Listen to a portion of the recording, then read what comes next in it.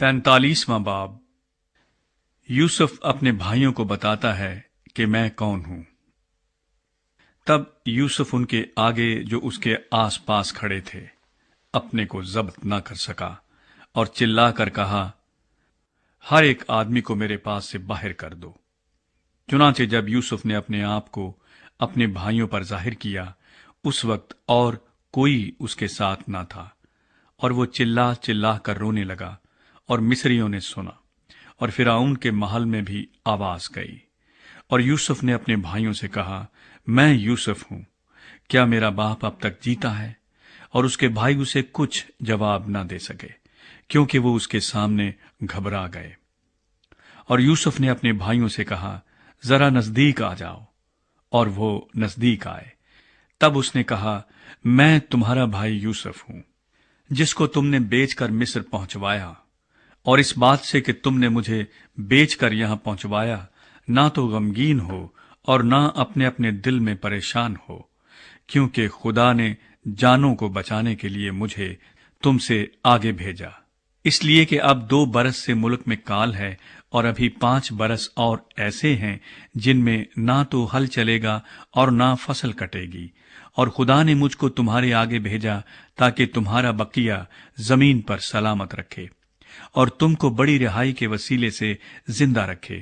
پس تم نے نہیں بلکہ خدا نے مجھے یہاں بھیجا، اور اس نے مجھے گویا فرعون کا باپ اور اس کے سارے گھر کا خداوند اور سارے ملک مصر کا حاکم بنایا۔ سو تم جلد میرے باپ کے پاس جا کر اس سے کہو، تیرا بیٹا یوسف یوں کہتا ہے کہ خدا نے مجھ کو سارے مصر کا مالک کر دیا ہے، تو میرے پاس چلا آ، دیر نہ کر، تو جشن کے علاقے میں رہنا، اور تو اور تیرے بیٹے اور تیرے پوتے اور تیری بھیڑ بکریاں اور گائے بیل اور تیرا مال و متاع، یہ سب میرے نزدیک ہوں گے، اور وہیں میں تیری پرورش کروں گا، تا نہ ہو کہ تجھ کو اور تیرے گھرانے اور تیرے مال و متاع کو مفلسی آ دبائے، کیونکہ کال کے ابھی 5 برس اور ہیں۔ اور دیکھو، تمہاری آنکھیں اور میرے بھائی بنیامین کی آنکھیں دیکھتی ہیں کہ خود میرے منہ سے یہ باتیں تم سے ہو رہی ہیں، اور تم میرے باپ سے میری ساری شان و شوکت کا جو مجھے مصر میں حاصل ہے اور جو کچھ تم نے دیکھا ہے سب کا ذکر کرنا، اور تم بہت جلد میرے باپ کو یہاں لے آنا۔ اور وہ اپنے بھائی بنیامین کے گلے لگ کر رویا، اور بنیامین بھی اس کے گلے لگ کر رویا، اور اس نے سب بھائیوں کو چوما اور ان سے مل کر رویا۔ اس کے بعد اس کے بھائی اس سے باتیں کرنے لگے۔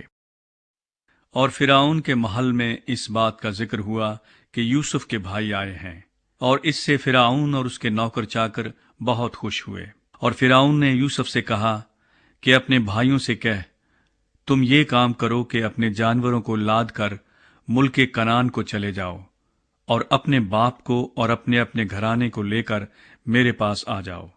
اور جو کچھ ملک مصر میں اچھے سے اچھا ہے وہ میں تم کو دوں گا، اور تم اس ملک کی عمدہ عمدہ چیزیں کھانا۔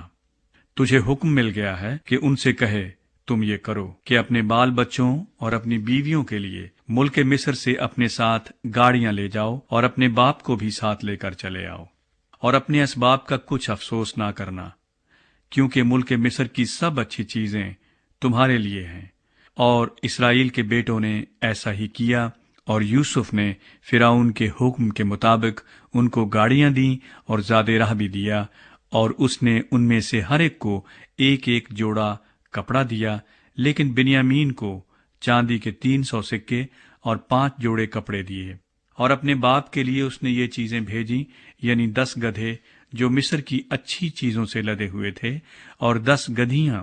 جو اس کے باپ کے راستے کے لیے غلے اور روٹی اور زاد راہ سے لدی ہوئی تھیں۔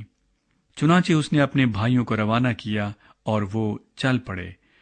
اور اس نے ان سے کہا، دیکھنا کہیں راستے میں تم جھگڑا نہ کرنا۔